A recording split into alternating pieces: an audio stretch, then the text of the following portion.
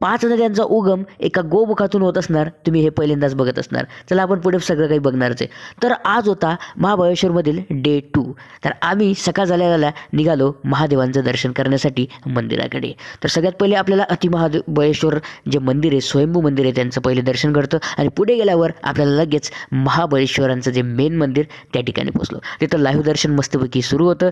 Live दर्शन आम्ही आधी घेऊन घेतलं आणि मग लागलो लाईनीत जवळपास 1.5 तास लागला. सकाळ असून पण खूप गर्दी होती आणि बाहेर निघालो असा हा छानसा व्ह्यू बघत आम्ही मस्तपैकी इथं फोटो पण काढले. महाबळेश्वर मंदिराच्या जवळच पंचगंगा म्हणून इथं मंदिर आहे. 5 नद्यांचा उगम एकाच ठिकाणी होतो, तो पण गोमुखातून बाहेर पडून, आणि तिथं खूप सारे लोक हे पवित्र पाणी प्राशन करत असतात. तुम्हाला माहिती आहे, दर 12 वर्षांनी भागीरथी नदी कृष्णा नदीला भेटण्यासाठी येते आणि दर 60 वर्षांनी सरस्वती नदी आपल्या गायत्री नदीला भेटायला येते. असा हा छानसा नजारा बघून आम्ही पुढे मूव्ह झालो आपल्या अर्थर पॉईंटकडे. असा हा सुंदरसा रस्ता आणि सुंदर असं गाणी म्हणत आम्ही पुढे गेलो आणि पोचलो अर्थर पॉईंटला. या ठिकाणी मस्तपैकी भेळेचा आनंद घेत आम्ही हा व्ह्यू बघत होतो. खूप सुंदर असा हा व्ह्यू आम्हाला पाहण्यास मिळाला. नक्कीच तुम्ही महाबळेश्वरला यायला पाहिजे, अशा हिल स्टेशनचा आनंद घेतलाच पाहिजे.